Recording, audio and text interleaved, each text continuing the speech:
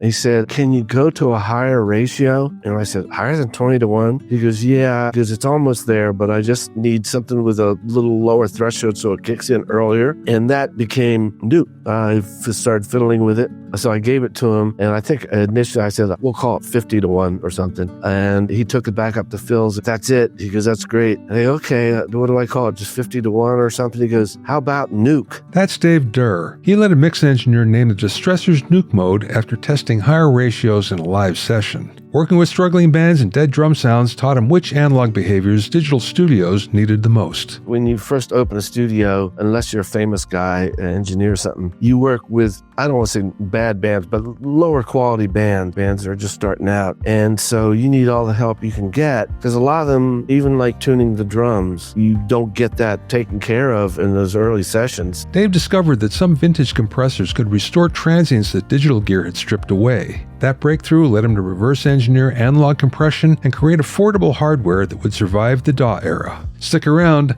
I'm Bobby Owsinski, and this is the Inner Circle Podcast. The last time you were on the podcast was 2018. 9 years ago, 10 years ago. Yeah, almost. Coming up on it. So what has changed for you in that time period? Not a lot.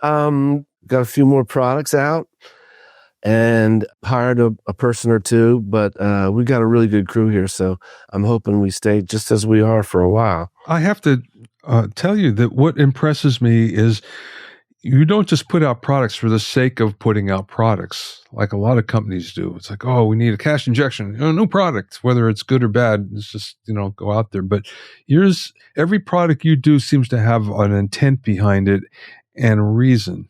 Yeah, mainly because I'm so slow with designing stuff. Before I start something, I got to think it through. And luckily, the best part, we got another product coming out here that is kind of guitar related. And we have, I think, out of 11 employees, 8 of us play guitar. So I've got employees that are some of my best alpha testers. It really makes it easy to say if something's working or not working. And sometimes the guys will come up and say, hey, come look at this in the studio. And it helps me tweak a lot, really does, just having really knowledgeable people working with me. And then, of course, we beta test outside, and we have killed, really relevant to your question, we have killed probably 4 or 5 products. We've gotten to the point of actually having one in our hand and going, no, this isn't going to work. I'll have to show you. I'll have to send you a picture of a couple of the failed products. Yeah. I read somewhere that FATSO is one of those products that you almost killed. Absolutely. That's the first time I suffered heartbreak from stopping a product after having gone through most of the design. And that, just to answer why, that was originally it had, as you know, we have fixed compressors with fixed attacks, fixed releases, fixed ratios. And the original one, actually, you could adjust a lot of that stuff. And it was a beast. Had a lot of knobs on it, was going to cost, if we priced it out as we do now, it would have been $4,000 or $5,000. So we started stripping out some of the controls and trying to make it easier to use. And we got it into our price range, which is for us is between $1,500 and $3,000. I want to go. Where did you grow up in? Delaware. Delaware. Okay. Yeah. So you're in the Philly scene when you were playing, right? Oh yeah. Yeah. We like most people in this industry, Bobby, I started as a musician. I don't know anybody in this industry who didn't really. But yeah, we did a lot in Philly, played a lot of the clubs that a lot of them are gone now, but, it was a great scene and very close to where I lived, which was Newark at the time. So 45 minutes and we were at the gigs. Yeah. I grew up in Pennsylvania, in northeastern Pennsylvania, about an hour and a half north of Philly. Okay. And an hour and a half, an hour and 45 minutes was just far enough that it wasn't easy to get there. 45 minutes, anything under an hour, is like you can mentally, adjust for that. But anything beyond that, it's tough. So I didn't get there as much as I always wanted to. But I did play a few gigs there and, go to some concerts there and whatever. I feel it's part of me. There were some neat clubs. By the way, you're in California, right? Yeah, Burbank. Ah, yeah. I always thought I'd end up in California, and I haven't yet. But, speaking of driving time out there, an hour is like close, right? In traffic. Yeah, it's all dependent on that. Yeah. We did Philadelphia, Maryland, Delaware, Virginia, that whole area was a lot of fun to play in. Beaches, during the summer, we did beaches. Oh, yeah. What was the club in Margate? It was Dunes Till Dawn. Did you ever play that place? No, but I knew of it. It was brutal because you'd go in at 8 o'clock at night, you'd start, and you'd finish at 8 a.m. the next morning. And you'd be on for an hour, off for 2 hours. And that was hard. Yeah, let you cool down, right? Oh, man. In the middle of the night, it's like 4 o'clock. I got to do another set. Are you kidding me? It was really hard. Yeah, but, we wouldn't give those days up for anything. No, not at all. Definitely not.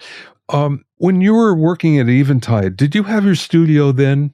Towards the end, that was basically the means of which I was able to actually not rely on that income. But Eventide was just a great experience. And after, I think it was there, I kind of should remember, but I think 6 years. And towards the end, I had started the studio. Richard Factor, the owner of Eventide, was very nice. We kind of used the studio sometimes for testing and development purposes. So he was very accommodating to me for taking off time and playing in the studio and listening to stuff. So slowly I just started having enough sessions that I could, leave Eventide, which I had mixed feelings about. But when did the idea of the Distressor come to you? Well, that's a hard question to answer because when I was in the band, there was a time when we went to a studio and we were doing our usual, getting sounds and stuff. And while we were getting the drum sounds, all of a sudden I heard this live, nice big sound. And I was like, what was that?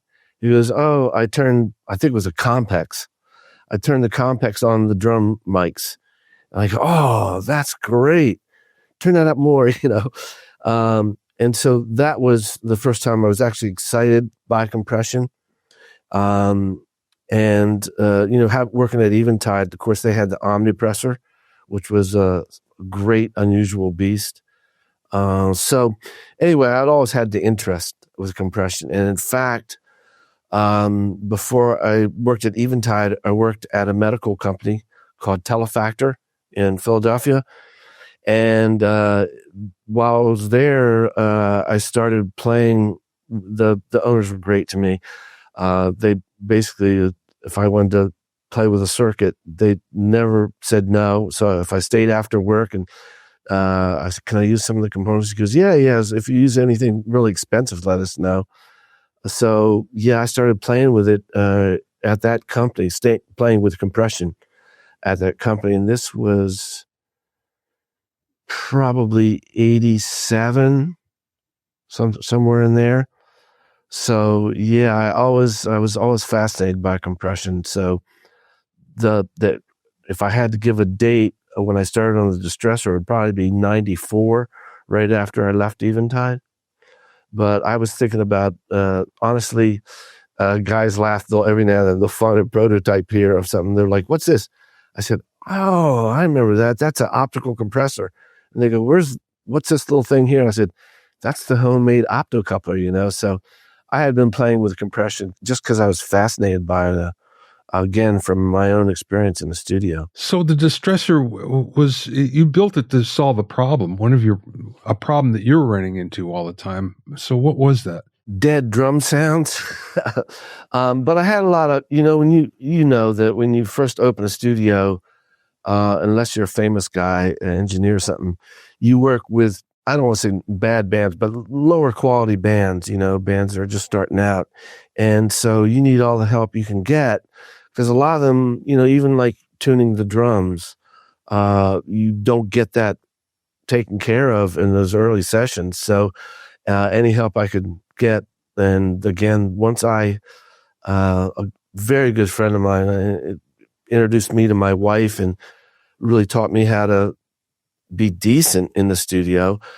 John Patterson said, Dave, you've got to get LA2A and an 1176s. I had a bunch of, I won't mention manufacturers, but I had a lot of compressors. But once I got that 1176, and he said, here, I was in the middle of a session. And he goes, can I help? And I'm like, oh, yeah, because this guy's at Chicago recording, right? John was really talented. And he became Phil Ramone's main engineer. So he was really talented. And he said, can I help? I go, oh, yeah, please. And he came and dragged my Neumann TLM 170 into the hallway of a staircase that came down from the bedrooms upstairs into my live room, and he put 1176 on it and turned it up. And I went, oh, what are you doing? He goes, 1176 on the room mics. So that was really, again, it was almost parallel to what had started me in my band when the engineer turned on the compression on the drums there. And I went, oh, what's that? So a couple gotcha moments, what is that? And so I started playing with it, compressors. And honestly, I bet I prototyped at least 10, from before I was even at Eventide, through Eventide, up until the Distressor. I probably had built, like I said, 10 little module compressors. And every now and then the guys will dig one out here, and I haven't powered them up, but yeah, so I was playing with it for a long time. And then when I focused on that, it was a mission. Hey, quick pause. Have you ever felt like your mixes are close, but just not quite to the level that you hear from the pros? The truth is, even with today's powerful home studios, it's the techniques that make all the difference. The Mixing Engineer's Handbook, now in its 6th edition, walks you through these techniques step by step, from EQ and compression to immersive audio and the latest plugins. You'll also hear directly from some of the world's top mixers through exclusive interviews and bonus content. If you want your mixes to sound polished and professional no matter what setup you're working on, scan the QR code on screen or click the link in the show notes. Now, back to the conversation. You mentioned when John was helping you with the 1176, did he put it on Nuke? Is that the sound? He named Nuke. Oh, he did? Okay. Yeah. If I may just tell that story very quickly. Yes, please. He was working with Phil Ramone, and they had a little studio in Phil's garage, and they were recording really good bands, stuff that I'd never touched. And he said, I had a prototype. In fact, it's still around. Remind me to send you a picture of it. And it had 20-1 on it. And he came back after one of the sessions at Phil's, and again, there was no real distressor at this time, just a prototype. And he said, can you go to a higher ratio? And I said, higher than 20-1? He goes, yeah. He goes, it's almost there, but I just need something with a little lower threshold so it kicks in earlier. And that became Nuke. I started fiddling with it. So I gave it to him. And I think initially I said, we'll call it 50-1 or something. And he took it back up to Phil's and came out, that's it. He goes, that's great. And I go, okay, what do I call it? Just 50-1 or something? He goes, how about Nuke? So John Patterson named Nuke. And, when he said that, I said, I'm not sure some people will like that name, but I like it. So that's how that was created. Well, what I meant was I guess the other name is the British mode, where you take all 4 buttons and press them all in at the same time. Yeah, well, that was known around New York area. I imagine all over the world, anybody that had 1176 has probably discovered that early on. But because we had a similar knee and approach to compression and time constants, I said, I bet I can pull that off in the Distressor. So it wasn't trivial, but by then I had a number of tools to look at the curve and look at the time constants. And so, I fuddled with it for, I don't think it was that long, several months though, and was able to add it as a Brit mode. And we added a little switch, Brit mode. So that was again, a learning experience on all this stuff. This just occurred to me. So what in your mind is the most important parameter of a compressor? Besides the ratio, as far as controls, if you're asking about what controls are most important, I would say attack is really understanding attack, knowing when to make it longer on drums to get smack or shorter to add ambience. I think the attack and release, obviously. Releases are almost always pretty fast on a compressor once you're actually in use. But yeah, the attack is very important. How has the Distressor evolved over the years? What changes have you made? That's a good question.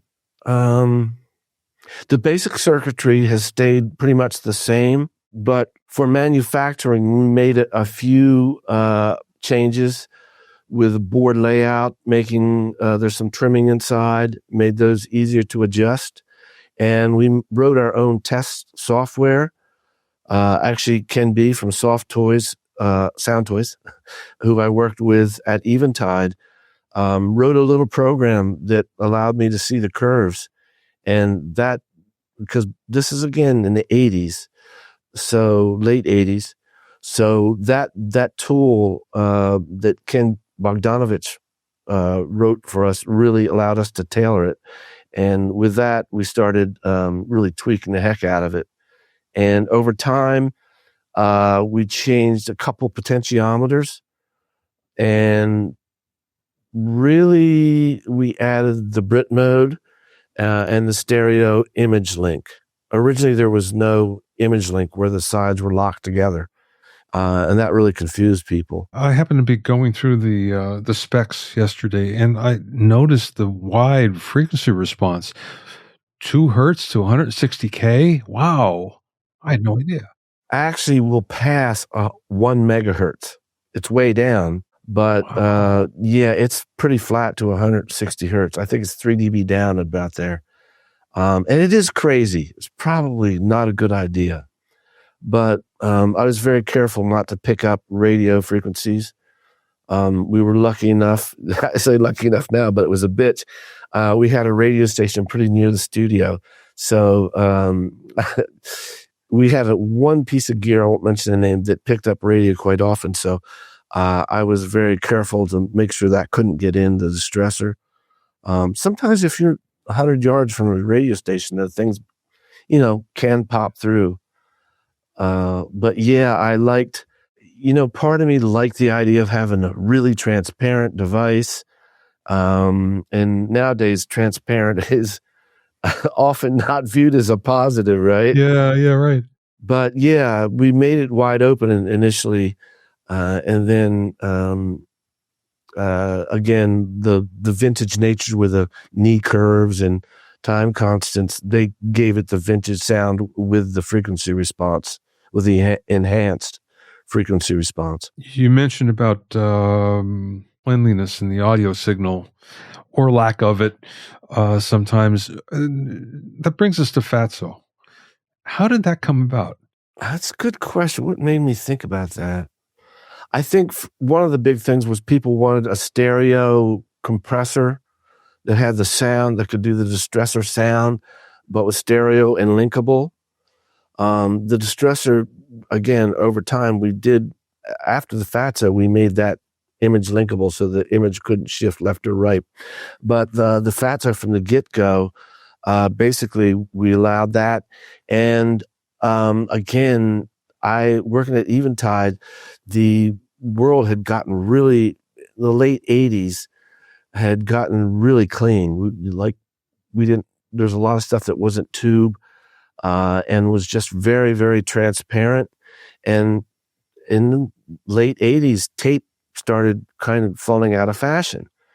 And by 92, it was funny. It's reversed now, but back then, if you had a lot of money, you could afford an all digital studio, right? In the 90s. And now it's, if you have a lot of money, you can have an analog tape deck. So kind of reversed. But yeah, that was, the FATSO was really an effort to offer the smooth, gushy sound of analog and in a controllable fashion. And we put transformers in there. There was during the late 80s, there was this movement towards getting transformers out of the signal path. Well, now we know they actually can help the sound, right? So we put in transformers.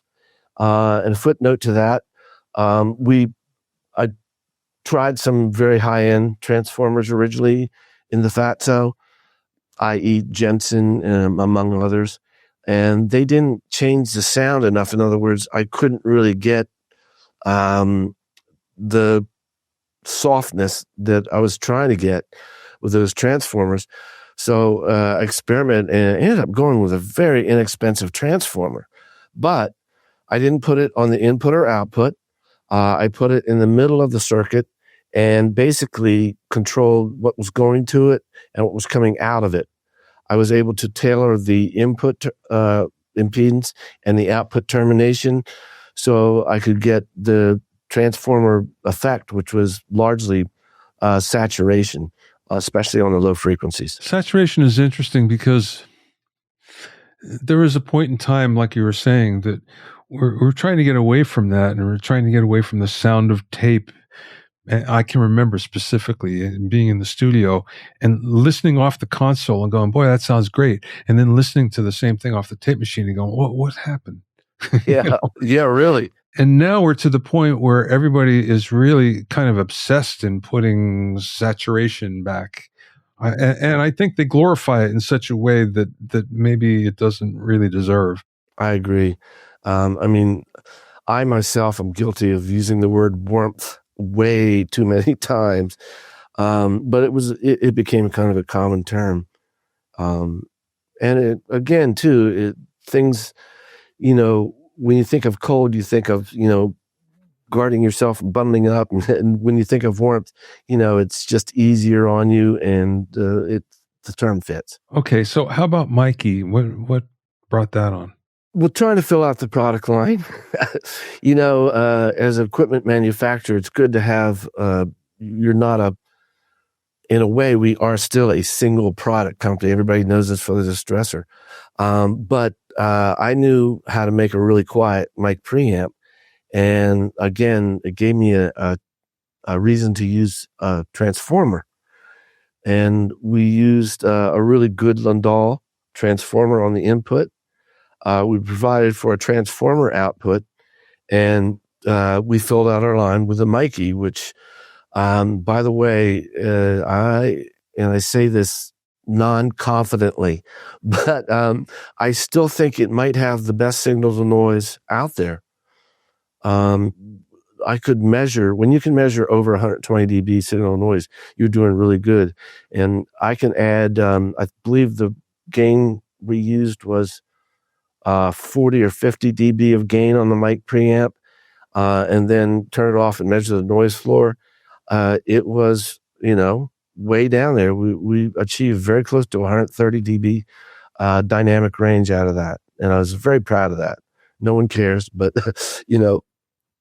for classical recording especially. People that are using these mics, SM7s, should be aware. Yeah. They require a lot of gain. Yeah, aren't they low output? Yeah, they are. They sound great, but same with the 441. Yes, right. Very low output. One of my favorite mics, and very underutilized. Oh, you don't see them too often. No, my wife is a big Stevie Nicks fan, and we met in the studio. And one day she was singing, and I had put up a few mics. And she has a voice that has a tone all its own. And I'd had a couple mics out And I think, again, my friend John Patterson said, what about a 441? And I brought that out, and Judy, my wife, goes, oh, the Stevie Nicks mic. Yeah. Yeah, it was different mics. Definitely, they all have their own thing. I think one thing that's different from the last time we did an interview like this was plugins. I don't think you had plugins last time we talked. No. So let's go to plugins. Is your design philosophy different doing plugin versus hardware?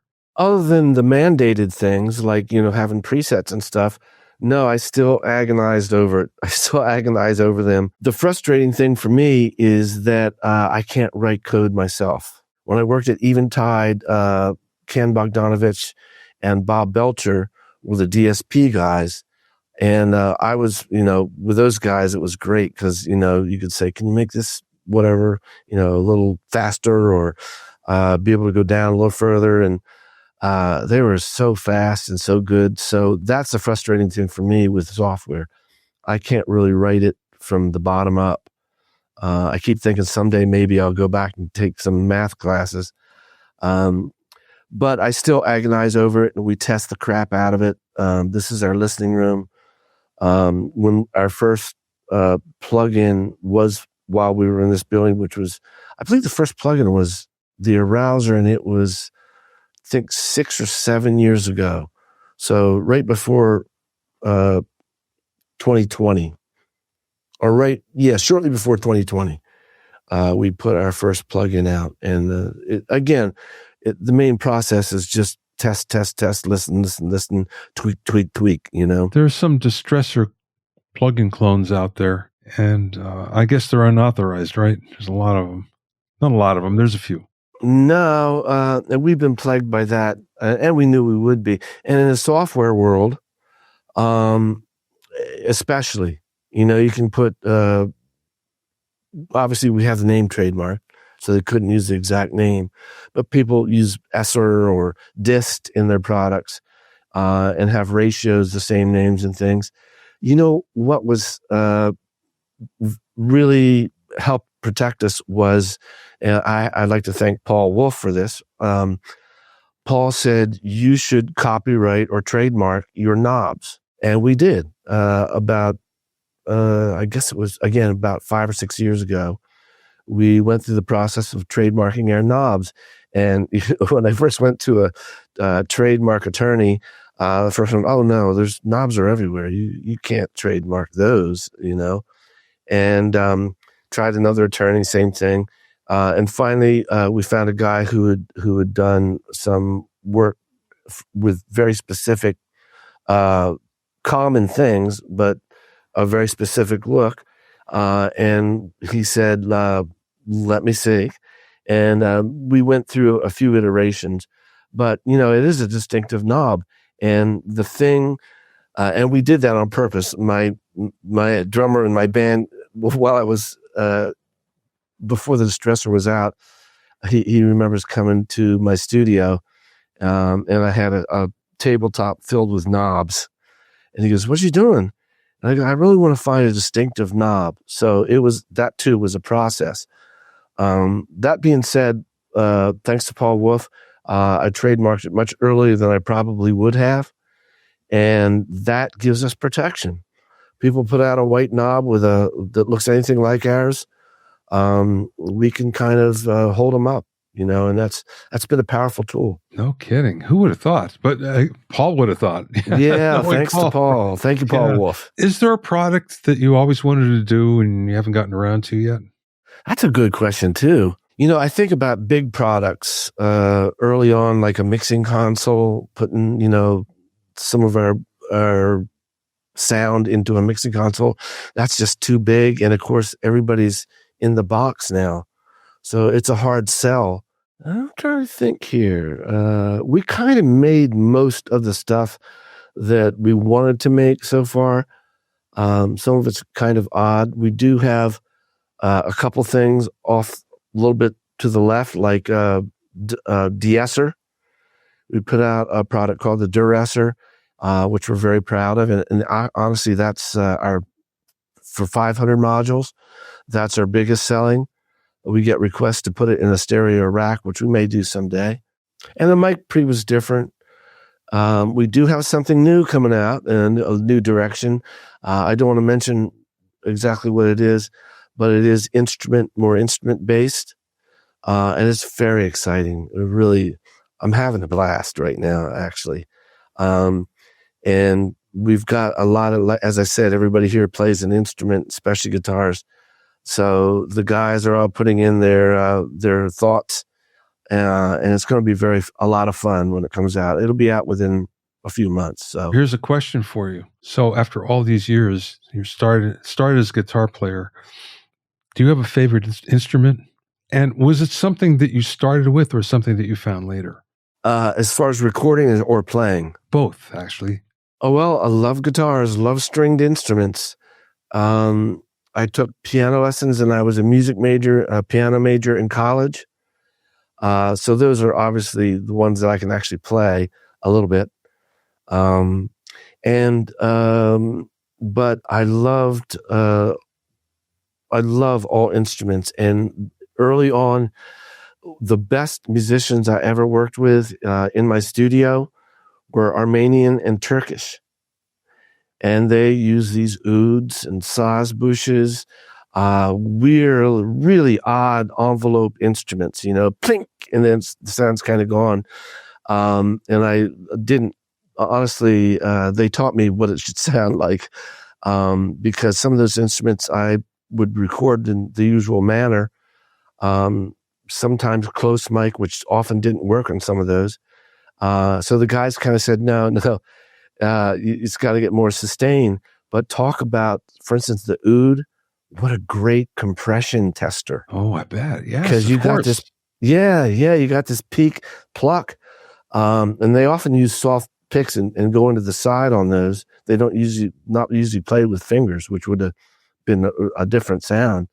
So having those instruments to test compression on, they became some of my favorite instruments, and I still love ethnic music. So the band is called Night Ark. The guy I worked with was a guy named Ada Dingshan, Armenian person, a fantastic player. I mean, these are the best, like I said, the best musicians. So I gained a love and fondness of those instruments. And very hard to hear anything on that's current. In other words, if you go to a streaming service, forget radio, you're not gonna ever hear those instruments. So I found a couple places up here that mostly streaming services, but I came to love those instruments. And I love violin. In college, as a music major, you have to learn to play. They try to get you to be able to play one instrument of every group, woodwind, violin, stringed instrument, brass instrument, plucked instrument. So it gave me appreciation of all those. I've been very lucky, as I said, as far as things that inspire me. Okay, speaking of appreciation, what era do you think, or what time period do you think was the peak or is the peak of audio quality? I have an answer for that. Ready. 80s. In the 70s, we started to get some cleaner recordings, things that were warm and really hi-fi. Bob Clearmountain, he raised that bar single-handedly. I remember, and George Massenburg too, of course. They had different approaches, but as far as like fidelity, George was the master. But Bob Clearmountain, I remember the first time I heard Avalon. What's the group? Roxy Music. Roxy Music, thank you. Mind blank. First time I heard that, I was in someone's van, and we listened to a bunch of music, and Avalon came on, and immediately the sound was like, wow, it's huge, and warm. I remember you could crank that up a little louder than the other recordings. So yeah, Bob Clearmountain in the 80s, I think really changed things. And digital recording really started happening in that time. Do you agree that the 80s were really hauled up the fidelity? I think so. The early 80s, for sure. And then towards the end already, it started to get, I don't know. I think because now we're starting to play with workstations and everything and going into the digital domain, and everything was 16-bit at first. So, it wasn't particularly great sounding. So it kind of digressed. Yeah. I think evolved. I won't mention the album, but I can remember a couple albums that were all digitally recorded, and they really talk about sterile sounding. But one of my coworkers at Eventide, a big record collector, and when CDs came out, I was all excited. All right, all digital, And he goes, I go, what? His name was Tom. I go, what? He goes, nah, it's give me vinyl any day. I go, why do you say that? He goes, he had 2 or 3 albums. One of them was a Jethro Tull album that he had on vinyl and digital, CD. And I said, I don't believe that. He goes, come over. So we went over. I went over to his apartment in Newark, up here in New Jersey, and he put them on, cranked them up, and he was right. I mean, it was probably the mastering, that could have fixed it, but we cranked up the record and just lovely, Jethro Tull, and then he put on the CD, and he had even sound pressure meter. He goes, let me match the level. And I was like, wow, you're right. I don't like listening to this as much. What more can you say if you don't like listening to the same record on one format, Last question, Dave. What don't people know about you that you wish they would? Oh, that's a question I've never been asked. I value kindness almost above all else. People that treat other people with respect. And I have great employees, and I think part of the reason is because I try to respect them, and they help. And like with this upcoming product, they've been incredibly influential on me. And other than that, I love swimming and skin diving, scuba diving, although I don't have a scuba tank right now. And I love nature. I'm a big fan of nature. If you are unlucky enough to come across my social media, I post a lot of nature stuff because I think nature. I was raised. My parents and my whole family we lived on a river, and that was really a huge influence. Being around nature, and I would disappear for hours, and I could literally. My friends used to call me Lizard Man. I could literally, if someone wanted amphibian or animal, I could usually go catch one. Literally, I remember one day somebody came over. He goes, I've never seen a lizard. And I said, I'll be right back. Literally, I went to a wood pile, pulled up a lizard. So I love nature and all things involved with it. Me too. Now, good. Thanks for listening and being in my inner circle.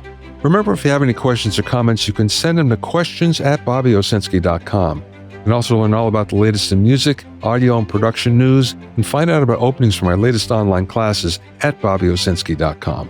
This is Bobby Owsinski. I will see you next time